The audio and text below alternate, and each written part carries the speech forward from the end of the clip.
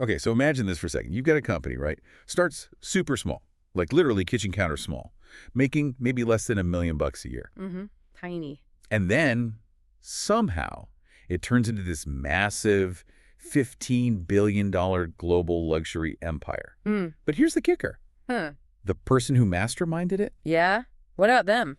they didn't have some crazy viral hit product. Wasn't an overnight marketing splash either. It was more like, well, like they had this hidden playbook, Mm. a really strategic, almost quiet way of doing things. That's exactly the journey we're getting into in this deep dive. We're really unpacking the story and maybe the less obvious strategies of Leonard Lauder. His mom, Estée Lauder, she was the legend, the face, the founder, absolutely. Right, everyone knows her name. But Leonard, he was really the architect behind the company going global, taking it to that massive scale. And the cool thing is, this whole deep dive, it's based completely on the source material that you, our listener, sent over.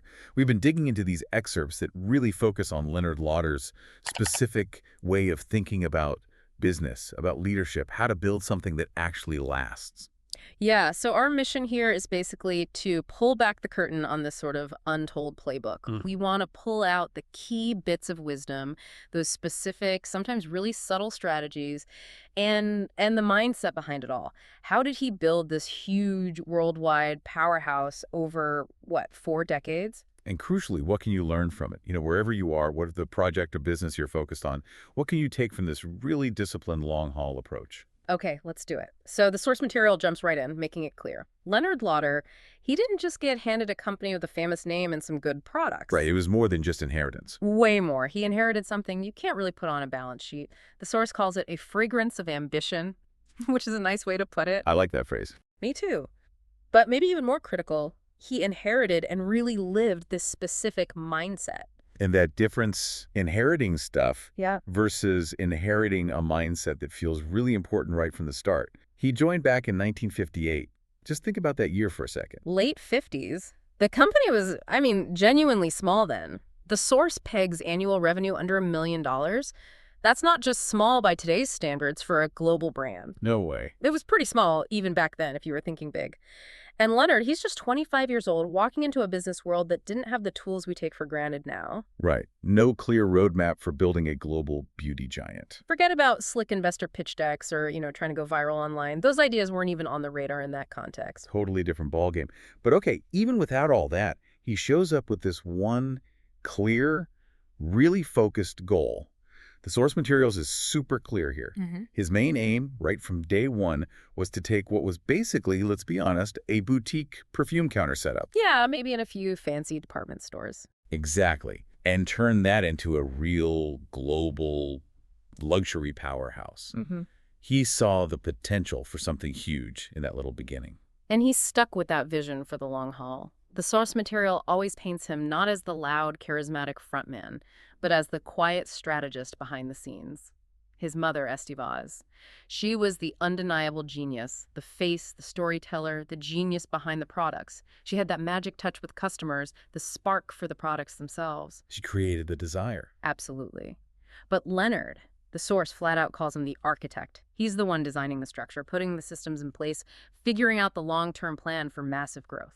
That division of roles, knowing their strengths, feels like a huge part of why it works so well together. And the source mentions that even growing up, Leonard wasn't just watching passively. From pretty young, he was already calculating its future. Right, he had that business background. Wharton, the Navy, an MBA from Columbia. That analytical side definitely shaped how he tackled things the minute he officially joined. And you see that analytical strategic thinking immediately. The source points out, right when he joins in '58, when it's still very much a family-run thing, he starts bringing in systems, structure, and strategy. He started professionalizing it right away. Yeah, it wasn't about keeping that cozy small business feel forever. It was about building the heavy-duty engine they'd need for the future scale he envisioned. So he wasn't just trying to make a slightly bigger version of his mom's company. The source explains, he didn't want to be the next Estée. His goal was different. He wanted to build what she couldn't. Not because she wasn't brilliant, obviously. Far from it. But because her training, her focus wasn't on global scale thinking, the complex systems needed to run a giant international operation. His background gave him the tools for that kind of complexity. He was building the organizational brain and skeleton for the creative heart she'd already put in place. And some of the things he did early on, when the company was still pretty modest, were, well, really ahead of their time for that industry. The source specifically calls out him setting up a dedicated research and development division. Which sounds normal now, maybe, but back then, for a company doing under $1 million in revenue, investing in pure R&D, labs, science-driven formulation, that wasn't typical at all. The source says it was unheard of for a beauty brand that size. Yeah. It showed this deep, long-term bet on product quality, on innovation coming from science, not just fancy marketing, building an edge based on stuff that actually worked. That R&D focus so early tells you he was thinking decades ahead, not just about the next product launch. And tied right into that was his early, almost like obsessive focus on data. Long before data-driven was a buzzword everyone used. Totally. The source stresses he was digging into numbers, market reports, sales figures from the very start, trying to understand the mechanics, what was really going on under the surface. But, and this is critical, his idea of data wasn't just spreadsheets in the office. He really believed the actual, messy, human truth was out there in the world. Not just in the numbers. Exactly. The source talks vividly about his in-person global scouting. He didn't just send teams or read reports from overseas. He went himself, traveled internationally, personally, to get a feel for the markets firsthand. He put in the miles. He really did. He made the effort to understand that, yeah, beauty meant something different in Tokyo versus Paris or Moscow versus New York. He wasn't trying to just force an American view everywhere. He was watching, listening, adapting the strategy to fit locally. That effort to get the local nuance, even while building a global brand, feels really powerful. And it connects to how he thought about legacy, according to the source. He wasn't overly sentimental about preserving the past, like freezing his mother's creation exactly as it was. He had huge respect for what she built, no question. Of course. But his focus was on fundamentally redesigning the company for the future. His goal, explicitly, was to make sure it would outlive you by generations. And that's where the source really nails his concept of legacy. It's not just preservation, it's multiplication. Taking that strong base, the brand values, the quality his mom set, and building on it in a way that's dynamic, adaptable, so its potential just explodes for the future. Which meant being willing to make some big, maybe even uncomfortable, changes to how things were done in the early family business days. Absolutely. And that need for big change became super clear as the company grew. By the early 90s, Estée Lauder wasn't that kitchen counter operation anymore. It was a major player. A big name. Definitely. But the source highlights that Leonard knew to really survive and thrive in the intense global competition of the 21st century, they needed serious financial muscle. They needed serious capital. Growth opens doors, but you need fuel to walk through them. Makes sense. You need money to make money, especially on that scale. Exactly right. Expanding globally, continuing to fund that R&D, building sophisticated international operations, marketing worldwide, all that takes serious cash. So in 1995, Leonard made a move the source calls bold for a private family company then. He took Estée Lauder Companies public on the New York Stock Exchange. The IPO. And the source suggests this was way more than just a financial transaction. Oh, absolutely. It was a deliberate, strategic signal to the world. Listing on the NYSE was like planting a flag. Estée Lauder was saying loud and clear, okay, we're not just a family business anymore, we are a global contender. Putting everyone on notice. Pretty much. And it definitely brought in the cash they needed. The source mentions over $450 million raised, which for 1995 was a lot of money. A serious chunk of change. But the real point, the source argues, wasn't just the dollar amount. It was that this money gave Leonard the critical war chest to play the long game. He wasn't interested in chasing quick fads or boosting the stock price for one quarter. He needed the financial power to make steady, strategic moves that would pay off over years, maybe even decades. And the main way he used that war chest was through acquisitions. But the source is really specific about how he did it. It wasn't just grabbing whatever brand was hot at the moment. No impulse buys. It was methodical. It was about building a portfolio. His goal, according to the source, was ambitious: to own the future of beauty. And he knew that future wasn't going to be just one thing. So owning the future meant, exactly, covering all the bases. Pretty much. He wasn't just looking to add brands similar to the main Estée Lauder line. He wanted ownership across the whole spectrum of beauty. That meant buying brands that operated at different price points, cultures, and generations. Diversifying. Massively.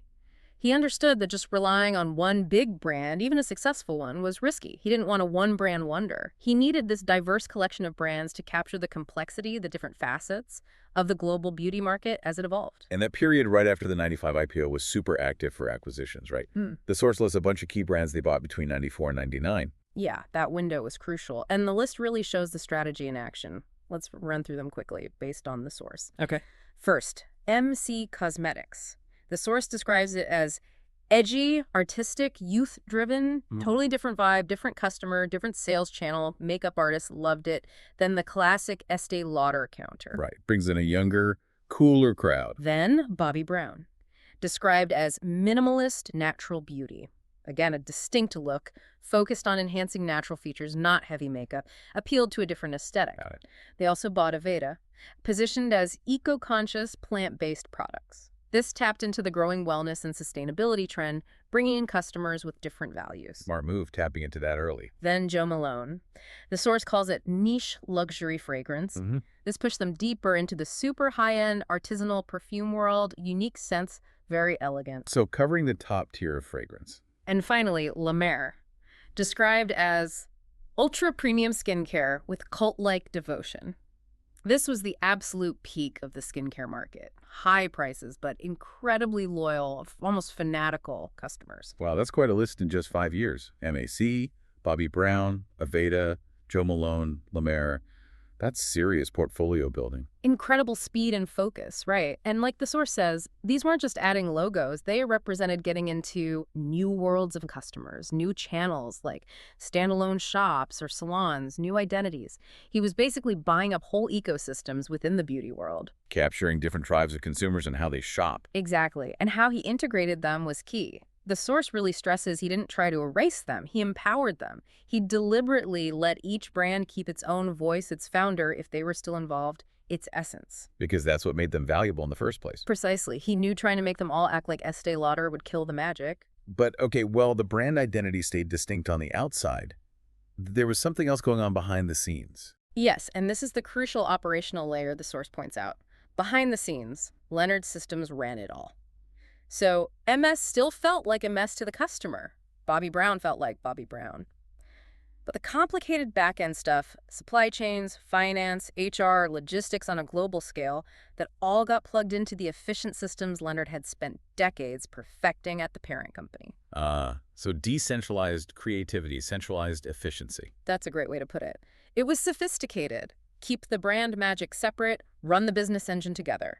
The source calls this whole period one of the most sophisticated, quietest beauty M&A runs in history. It wasn't flashy, but incredibly effective. And the result, by the end of the 90s, after all that buying and integrating, Estée Lauder wasn't just a company anymore. The source says it definitively became a beauty empire. The foundation was set for massive, multi-brand, global scale. an empire built, interestingly, by someone who wasn't known for being loud or flashy himself. The source talks about the silent discipline of leadership. Right. It says Leonard Lauder never raised his voice to lead. Not because he was timid, but because, as the source puts it, his habits spoke louder. His consistency, his discipline, his focus, that was his leadership style. And what kind of habits are we talking about? The source gives examples, right? Yeah, some really telling ones. He was known for his detail-oriented reading. Apparently, he read every report line by line. Not just summaries, he was down in the weeds, understanding the details. Wow. That takes serious discipline. And he balanced that deep dive into data with being physically present. The source talks about his version of management by walking around, but like literally walking the department store floors. What was he doing? Just checking displays? No, much more than that. He was observing customers. The source mentions him watching how people touched lipstick tubes, standing back thinking, why did she pause at that counter but walk away? Looking for those little unspoken clues about what people really wanted or didn't want. That's fascinating, like a retail anthropologist. Totally. And there's an even better example of this commitment to seeing things firsthand. The source says he flew coach to Asia. Coach, the head of this huge luxury company. Yeah. Just to understand consumer behavior better in places like Seoul, Shanghai, Tokyo. It wasn't about personal comfort. It was about getting that ground-level, unfiltered view. That says a lot. It reinforces what the source says he believed. The truth was in the field, not the spreadsheet. Exactly. Data was vital, but he knew the complex, sometimes irrational human side of things, the cultural differences. You couldn't get all that just from numbers. You had to see it, feel it. And inside the company, what was the culture like under him? The source describes it as having both respect and rigor. He expected a lot, high standards, but critically, he challenged ideas, not people. That's a really important difference. Yeah, fosters better debate. Right. You could argue fiercely about strategy, but it wasn't personal. People knew he demanded excellence, but they also felt he had their back. That trust creates an environment where people can be more rigorous, more honest. And his focus wasn't on chasing trends, was it? No, almost the opposite. The source notes he believed in timelessness. While others in the industry might be obsessed with the next big launch, getting social media likes, Leonard was focused on building loyalty and legacy, things that last. Which brings us to that famous theory of his, the lipstick index. Ah, yes, the lipstick index. The source explains the idea. Basically, during recessions, when people cut back on big luxuries, fancy clothes, expensive trips, sales of small, affordable luxuries like lipstick tend to go up. Like a little pick-me-up treat. Exactly. Women still wanted that small indulgence, that feeling of luxury, even when money was tight. But the source says for Leonard, it wasn't just a clever economic observation. It was deeper. How so? It was his way of saying, even in crisis, beauty matters. It highlighted the emotional role these products play. A bit of normalcy, self-care, a small boost when things are tough. So, summing up his leadership, the source paints him as having this quiet discipline, this obsession with the unseen details. Not flashy, but incredibly focused and observant. Yeah, a leadership style that doesn't need the spotlight, but builds things designed to endure for a very long time. And that quiet focus, the emotional connection, it ties into the next theme the source explores, luxury with a heart. It seems for Leonard Lauder, business wasn't just about the bottom line. Definitely not. The source really emphasizes that for him, business was personal. It was emotional. It was about meaning. That's a pretty different take, especially in high-stakes global business. It is. And his view of beauty itself wasn't about striving for some impossible perfection.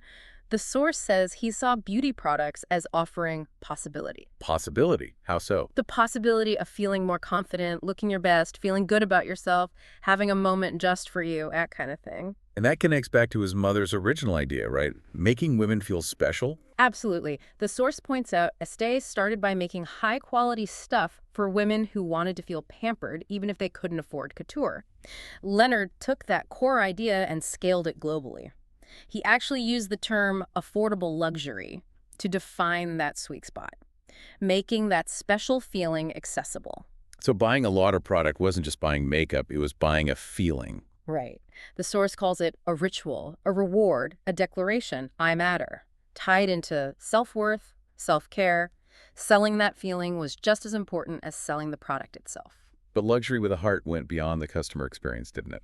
The source talks about his philanthropy. Yes, significantly. It highlights that his brilliance wasn't just in selling dreams, but also in how he gave back. He didn't just hoard the wealth his empire generated. He actively scaled generosity right alongside the luxury. And the scale of giving was pretty huge. Massive. The source says he's donated over $1 billion across his lifetime to things like museums, education, and healthcare. This wasn't just token giving, it was major strategic philanthropy. Does the source give specific examples? It does. It mentions a $131 million gift to the Whitney Museum of American Art.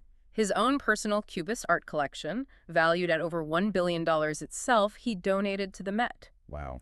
And it notes significant funding for Alzheimer's research, breast cancer awareness, which the company is famously involved with, and also inner-city education programs. Okay, those examples really drive home the scale. This was serious giving.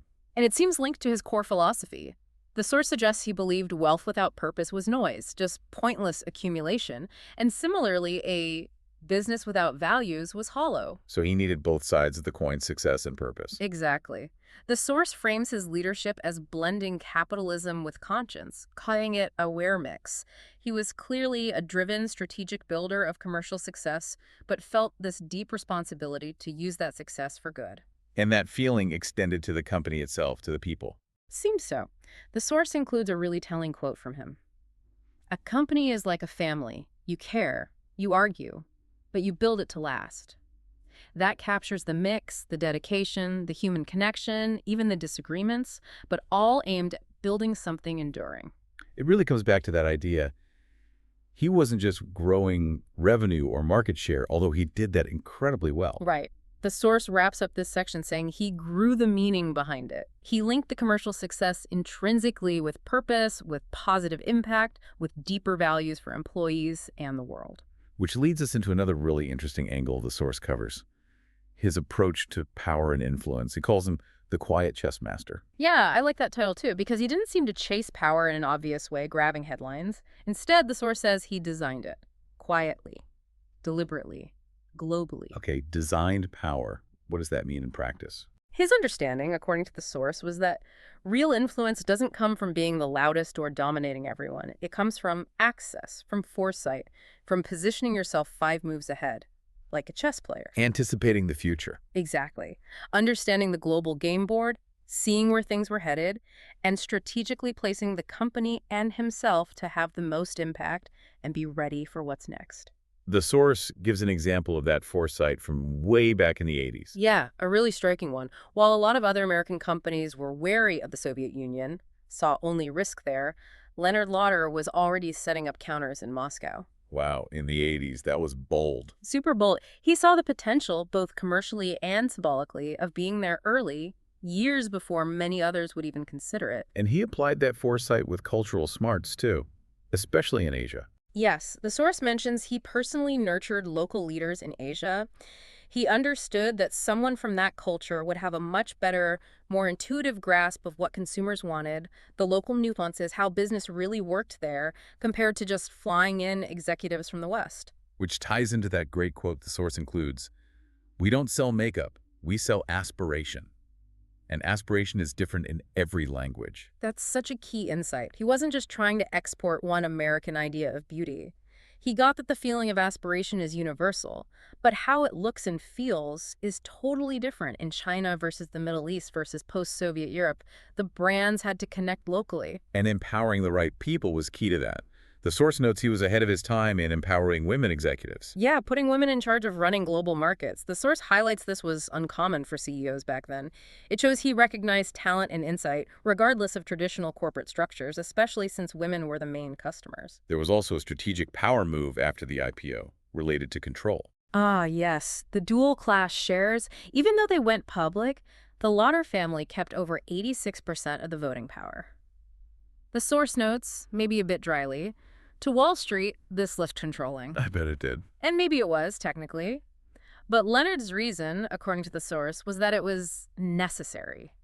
He didn't want the company's long-term vision dictated by short-term pressures from analysts or activist investors wanting quick profits. He wanted to protect the long game. Exactly. Protect the soul of the company, its values, its culture, its ability to make decisions for the decades ahead, not just the next quarter.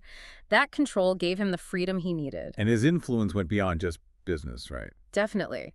The source mentions him advising politicians, supporting big global health causes, building relationships with artists, diplomats, philanthropists. He moved in a lot of different circles. There's that anecdote about bringing Trump and Gorbachev together. Right. Hosting an event with Donald Trump and Mikhail Gorbachev in the same room. The source uses it not as a political point, but to show his belief that commerce could bridge worlds, that business and relationships could cross big divides. So his power wasn't just about him personally. It was built into the structure he created. That's how the source frames it. It calls his power systemic. He built an empire designed not just to sell lipstick, but with the scale and strategic positioning to shape culture, shift economies, and redefine how luxury works on a global scale. The influence came from the massive, carefully designed system itself. And that strong systemic design is what helped the empire handle tough times. The source talks about strategy in the storm. Yeah, resilience, because no empire avoids storms. The source lists the big ones Estée Lauder faced: the '87 crash, the '97 Asian crisis, 9/11, the 2008 global recession. Major shocks. Huge global events, and the company didn't just survive. Not just survived, the source says it adapted, and often it actually grew through these crises, which is pretty amazing when you think about the different kinds of challenges those were. How did they manage that kind of resilience consistently? The source argues it wasn't luck. It was intentional design. Leonard didn't wait for crisis, he designed for it. Resilience was part of the blueprint. And this is where the lipstick index becomes actual strategy. Exactly. It wasn't just a theory anymore. During downturns, the source says he would actively shift focus to accessible luxuries. Because he'd built that diverse portfolio, MAC, Bobby Brown, the core line, he had products that people could still afford and desire when money got tight. The diversification paid off. Big time. Both product diversification, different price tiers, different categories, and distribution diversification. The source highlights this. Selling through department stores, sure, but also boutiques, airports, duty-free, online. If one channel got hit hard in a crisis, others could help cushion the blow. It's an art, not putting all your eggs in one basket. Definitely. And maybe the most crucial part of his crisis strategy, according to the source. While competitors were panicking and cutting costs, Leonard often invested. Invested during a crisis. That sounds risky. Counterintuitive, right. But he saw downturns as opportunities. He doubled down on M&A, potentially buying good brands cheaper. He kept funding R&D for the future. He held on to top talent when others were doing layoffs. He stayed present in emerging markets, others fled. So crises were times to buy and build, as the source puts it. Yes. It took confidence, a strong financial position thanks to that IPO war chest and that unwavering long-term view. While others shrank to survive, he was often positioned to expand and strengthen. And the brand's reputation helped too. Immensely. The source points out that in crisis, people look for trust. And Estée Lauder, built on decades of quality, consistency, reliability under Leonard's steady hand, represented something elegant, reliable, human. That trust was a huge asset when everything felt uncertain. So for him, crisis wasn't chaos. The source suggests he saw clarity in crisis. The pressure stripped away the noise and showed who is truly prepared, who had the right systems, the diverse portfolio, the strong finances, the clear long-term vision. Crisis revealed the strength of the design. That's a powerful way to look at challenges. Yeah. Which brings us nicely to the final section, lessons and reflections. What can you, our listener, really take away from Leonard Lauder's playbook? The source talks about growing with intention. Yeah, it distills 4 main lessons. Lesson 1. Legacy isn't what you inherit, it's what you amplify. He took his mother's amazing brand and didn't just preserve it. He reimagined its scale, its structure, its potential, making it relevant for generations without losing its heart. Amplifying, not just inheriting. I like that. Lesson 2. Growth isn't scale, it's strategy. The massive growth wasn't just about getting bigger randomly. Every major step, professionalizing early, the IPO, global expansion, the M&A run the source, describes it all as slow, deliberate, strategic, building foundations, not just hype. Makes sense. What's lesson 3? The long game beats the loud game. His power wasn't flashy. It was quiet, consistent, principled. He built lasting value and trust through decades of disciplined execution, letting the results speak for themselves. Quiet consistency over loud pronouncements. And the last lesson. Lesson 4, which feels maybe the most profound. Beauty can be both a business and a gift. He showed you could build an incredibly successful global company and scale generosity through massive philanthropy. Success and purpose could go hand in hand. So because of all that, the intention, strategy, quiet discipline, the blend of business and heart, the source says he didn't just lead a company. He led an era. He shaped the beauty industry, influenced ideas about luxury, philanthropy, global business, a huge impact. And thinking about his ultimate success, maybe it's not just the billions in market cap. The source offers that thought, yeah, maybe the greatest success isn't the stock price, but the trust millions of people still place in that little glass bottle with the gold cap. That simple object representing decades of quality, reliability, aspiration. That really brings it back to the individual person, the customer trusting the brand. A powerful legacy. It is, built over decades through that consistent vision and execution. Which brings us right back around to where we started, and to you listening. Remember, Leonard Lauder didn't begin with billions. He began fundamentally with belief. Belief in his mother's vision, belief in beauty's power, belief that he could build something truly designed to last. So, drawing from all this, the big question the source leaves for you is this: what are you building that's meant to last? And like you said earlier, it doesn't have to be a $15 billion empire. Could be your business, sure, but maybe it's a mindset you're working on, a relationship, a skill, or even, as the source hints, just one small habit that could change everything years from now. Whatever it is, the principles from Leonard Lauder's playbook can apply. The source boils it down to these 3 things for you. Think long, lead quiet, move bold. Simple words, but incredibly powerful if you apply them consistently over time. And that final thought from the source just sums it all up perfectly. Both his journey and a lesson for anyone building anything. Legacy doesn't begin with fortune. It begins with vision. A vision that's carefully nurtured with quiet discipline, executed with patient strategy, and amplified through bold moves and a commitment to both success and meaning. That's the deep, often unseen playbook we explored today. If this deep dive into Leonard Lauder's story hit home for you, if it sparked some ideas about building things with intention and resilience, please share it. Maybe someone you know could use this perspective on creating lasting value quietly. And if you enjoy these kinds of stories, focusing on people who built differently, thought long-term, maybe weren't always the loudest voices you know, where to find us for the next one. We'll see you on the next deep dive.